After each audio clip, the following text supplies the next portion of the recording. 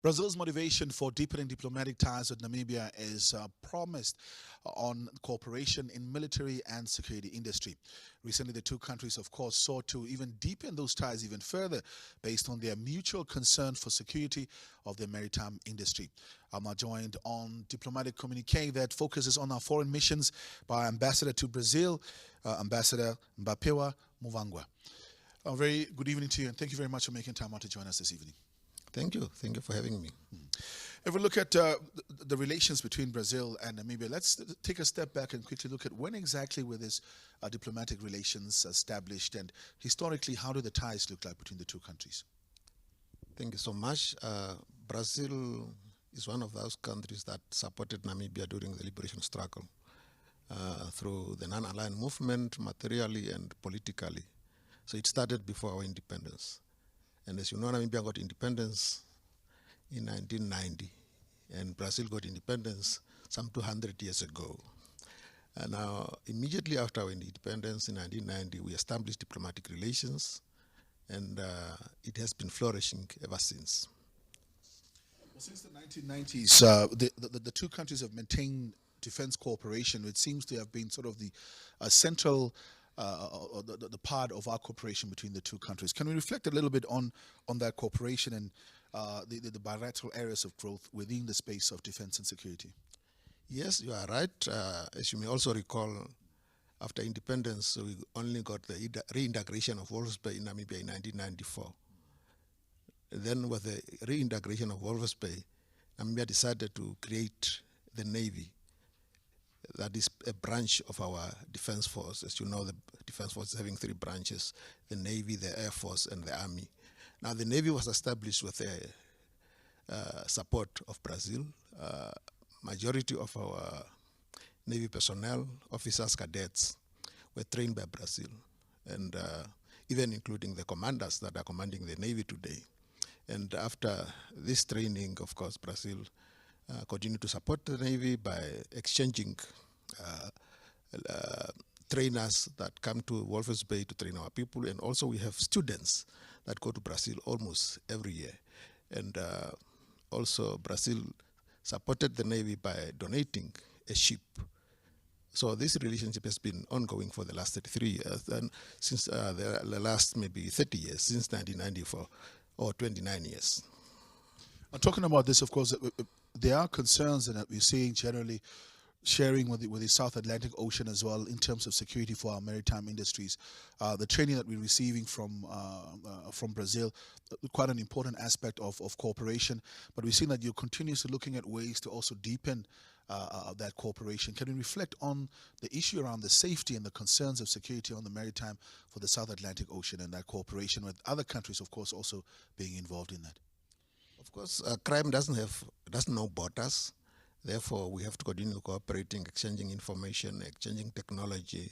And Namibia is also part of the Zone for Peace for the South Atlantic. And that is not only to fight against nuclear proliferation, but also to provide security to our maritime. And so through SOPACAS and through other institutions, we continue cooperating and exchanging information at that level of security. Many would argue, of course, locally and say, look, Hannah, but we don't have enough schools in the Kunene region, or we're having some water challenges in this or that. And oftentimes, whenever the national budget comes up, we always look at the allocation for defense and say, but we're not going to war. Why is it that we have to keep putting this kind of money in? But as an ambassador that's dealing with military cooperation and concerns around security, why is it important for us to view this, of course, also in the eyes that government leadership views the issue around defense and security of the country? You know, defense is not only to conduct wars. They also provide support during disasters. Natural disasters. The army could go around and fight field fires. The Navy is used to protect the marine resources that are very important for our economy. As you know, before Namibia independence, a lot of our fish were caught illegally by vessels from other countries and other continents. Now with our Navy, with the support of Brazil, we are able to protect our resources, our marine resources. Well, if you just joined us here watching Diplomatic Communique on NBC1, and we are talking to our ambassador to Brazil, Ambassador Mbapeua Muvangua, looking at the relations between the two countries, of course, reflecting a little bit on that military cooperation. But when we come back after the break, we look at South-South cooperation and, of course, the fact that we share one common corridor of movement of goods with the Walfish Bay corridor as well. Stay with us when we come back after the break. That and more on Diplomatic Communique.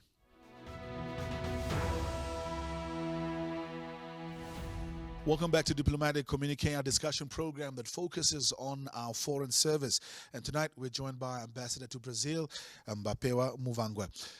Ambassador, a bit earlier on, of course, you reflected a bit on our political and military cooperation, but one of the other important cooperation, of course, is the South-to-South cooperation projects and initiatives involving Namibia and Brazil. Can you perhaps just reflect and unpack that cooperation and what it entails for Namibians? Yes, bilaterally, Namibia and Brazil have signed a lot of agreements in the economic sectors and all sectors of our government. In 2003, during the visit of the then President of Brazil, Lula, to Windhoek, more than 10 agreements were signed in various sectors: agriculture, education, health, and many others like mining, geology. So we already have these instruments to enhance and bolster our cooperation between our two countries. But in terms of the South-South cooperation, Namibia and Brazil, of course, are part of the Global South. But SADC, our regional organization, and the economic community for Southern America, called Mercosur, they also signed an agreement of cooperation between the two institutions. This facilitates cooperation between SADC and Brazil and also other members of Mercosur. It allows SADC to export products to Brazil, about 1,000 products per year, duty-free. That is one of the instruments that we can make use of to improve this South-South cooperation. And of course, as you know, Brazil is a big country, it's a member of BRICS. BRICS has already decided to expand. So with this expansion also, and with the BRIC Development Bank, I think countries like Namibia can benefit a lot from this South-South cooperation. Part of the very important one, of course, to also come out of that is the development, for example, of the Walfish Bay Corridor Group. We know that Brazil has been instrumental in setting it up and that partnership in terms of us establishing those trade corridors. Are you happy with the pace at which they are moving and at the pace at which we're implementing these corridors? Of course, we know the Trans-Kalahari, Trans-Kunene, those ones are moving, but particularly, of course, also on the maritime side of things. No, that is a very, very great, pertinent question. The Walfish Bay Corridor Group is having an office in Brazil, based in Sao Paulo. As you know, Sao Paulo is the commercial capital of Brazil. Although we as embassies, we are based in Brasilia, the administrative capital, all business take place in Sao Paulo. Now we have this Walfish Bay Corridor Group office in Brazil, in Sao Paulo, to promote export and import between Brazil and the rest of South America into Namibia and also the rest of SADC, especially the landlocked countries. We are working on promoting this corridor to improve on the shipping lines in order for us to have direct shipping from the port of Santos in Brazil to Walvis Bay. Last year we managed to have a load, a cargo of sugar and other commodities, not only for Namibia, but also for Botswana and other countries of Southern Africa. So definitely, in terms of the utilization of the corridor, we are not very happy, but we are working on it to promote it, to increase the volume. And that's exactly what's going to be my next question on the issue around trade deficit, because we know, of course, Brazil is one of the global players in as far as beef exporting is concerned. I think they started exporting chicken now recently to South Africa as well. So usually, generally, the challenges for us as a bit of a smaller market is always that possibility or that danger of having, large producers. I don't want to say, for lack of a better word, dumping goods. How do we prevent that from happening and make sure that we maintain a fine balance in as far as the trade deficit between the two countries is concerned? Namibia is a small country. I don't think we need to compete with Brazil in terms of the deficit in terms of what Brazil is exporting to Namibia. There's not much we produce here. Brazil is having strength in many, many commodities. Not only beef, they are the leading country in terms of beef production and export globally, and also poultry, soya. The oil we claim is very expensive here. You can get from Brazil. Sugar. Our neighbors, they import sugar from Brazil, repackage and sell to us. And coffee, tea. So this is a country with everything. The auto industry is very well developed. All the vehicles they use in Brazil are developed there. Motor vehicle parts, you can get them from Brazil. You know, so pharmaceutical products, we can also get from Brazil. I remember during the COVID period, there was a delay in the supply chain in terms of commodities that we get from our neighbors. But if we open up, get imports from both, of course, the South and also from Brazil, then we'll have an advantage instead of a disadvantage. Options for consumers, yeah. Options for consumers, and perhaps also effect on pricing once we open that up. Definitely. But is industry open for that? What could be some of the barriers that are preventing for us to increase the trade balance between the two countries? I think we are moving in a comfort zone. We are used to getting our things from Gauteng province in South Africa, and we are happy with that. And I always recommend to our people, our business people, that they have to visit Brazil. Yes, we have the bottleneck of the language because they speak Portuguese, we speak English, but they always have people in their international trade that are able to speak English. But, you know, we have to learn to invest money, to make money. Namibians have to travel to Brazil and engage counterparts. The embassy is there to facilitate. We cannot discuss technical things, but it's for business to business people. I remember we had some requests from some business people who are intending to import sugar from Brazil. But we always advise them, come to Brazil, engage your counterparts. We, as the embassy, will facilitate these meetings. Of course, due diligence that needs to be done from that side as well. Well, you're still watching Diplomatic Communique. I'm speaking to Mbapeua Muvangua, our ambassador from Namibia to Brazil. When we come back, of course, after this break, we will reflect on, I think, the elephant in the room, BRICS, Brazil becoming a global player after this break. Welcome back to Diplomatic Communique, where we sit down with Namibia's diplomats. And tonight we are joined by Ambassador to Brazil, Mbapeua Muvangua. Ambassador Muvangua, if you just look at this, of course, you're representing us in Brazil. And Brazil, over the last decade and a half, has become a real global a powerhouse. Of course, largely owing to their power in trade and export balance, like you had mentioned a bit earlier on, but also becoming a player now in our global geopolitics, banding up with China, India, as well as South Africa and Russia. Let's take a step back and see, reflect a little bit on their rise in the global geopolitical order. Thank you very much. Of course, let me also add that apart from Brazil, I represent Namibia in other 9 countries in South America. So our embassy is accredited to 10 countries.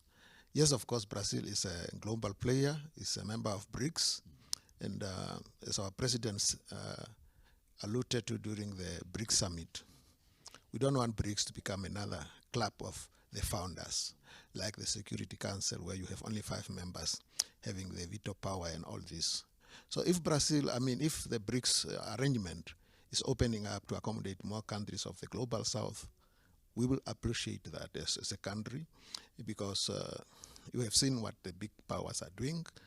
The conflict in Ukraine, between Ukraine and Russia, the embargoes, then if you are cut off completely from the dollar, from the SWIFT system, so we see BRICS as an alternative, not to replace the dollar, but at least to have another alternative arrangements for us to do trade, especially for the global south. Yes, we definitely will benefit from this arrangement, and we see Brazil as one of those countries that can play a greater role in this arrangement. In terms of this benefit, I think many people are saying that, look, we are looking forward to BRICS to be sort of a counterbalance to the global north. But how is generally the question. Of course, we know United Nations, we ascribe to them in a different manner. If you're talking about the G20, they are composed again using different foundational criteria. So how do you think BRICS will be able to counterbalance the global north? Or do we need the institution to become something completely different than what it is at the moment with only those 5 countries? It will be more democratic, this is my view, if all the members are treated the same. I gave the example of the United Nations, of only 5 countries have the right to decide on behalf of the others. We have now the conflict in Palestine.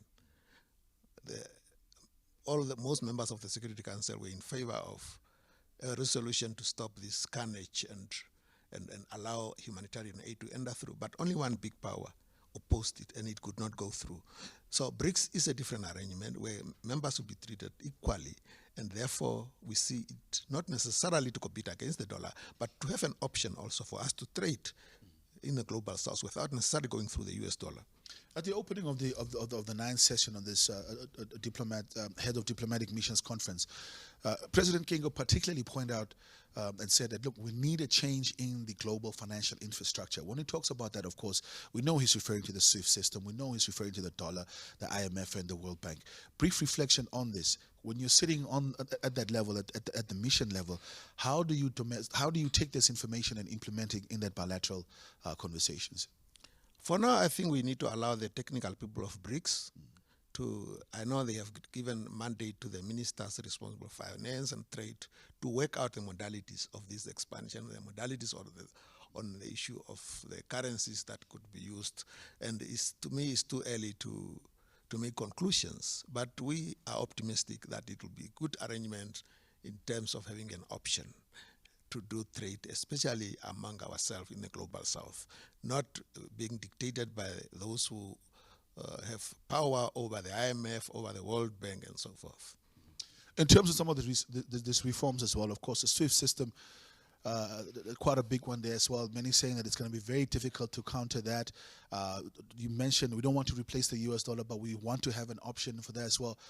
If for the global south, to what extent is that assertiveness and commitment for those changes? Because we've seen, even when we're negotiating the economic partnership agreement, for example, some of the other countries were trying to go and have their own separate conversations with the EU, and sometimes that can fragment any unitary position that we have as a regional bloc or as a continental bloc. How do we counter that now with the advent of BRICS and make sure that there is a unified voice for the global south? Of course, it will take time. In many things we do, the West will always come and try to get some of us on their side, but we have to stand strong. We have to be firm and push forward. It's a new arrangement. It will take time for us to see the results, to see how it will operate in actual facts. Well, as we move towards the closing, perhaps last but not least, to just reflect on one or two of the good stuff. You said, of course, Brazil is a country that has a huge manufacturing base, a huge exporting base. What are some of the opportunities perhaps that are available? Are there particular one or two industries we can perhaps point out, or opportunities where Namibians, whether it's business people, can access or take advantage of in Brazil? I think Brazil is a leader in agricultural sector, apart from the industry. And Namibia being an agricultural country in terms of our beef and even our green schemes. I remember some few years ago, the green schemes acquired some equipments from Brazil. And these are things that, these are the opportunities that we can tap on. We are trying to persuade also Brazilian industries to come and put up some manufacturing bases here, and also even assembling plants for some of these equipments that they are selling. But in the area of agriculture, especially in the livestock production, they have very good, high quality, top quality breeds, and they are very much advanced in artificial insemination of cattle. If you want to improve on the bull, on your head, these are things that we can get from Brazil. Their agriculture institute called Mbapeua has been in discussion with our Ministry of Agriculture, the research part of it, for them to share technology and Namibia to learn from Brazil. And these are things that we are trying to push to to realize these dreams of working together and improve on our genetic materials. Thank you very much, Ambassador, for making time out to join us. Thank you for having me. That marks the end of today's edition of Diplomatic Communique, where we focus on our foreign mission, of course, speaking to our ambassador to Brazil, Mbapeua Muvangua, on opportunities available in Brazil for Namibian businesses in agriculture, production, and manufacturing. On that note, until next time, bye-bye.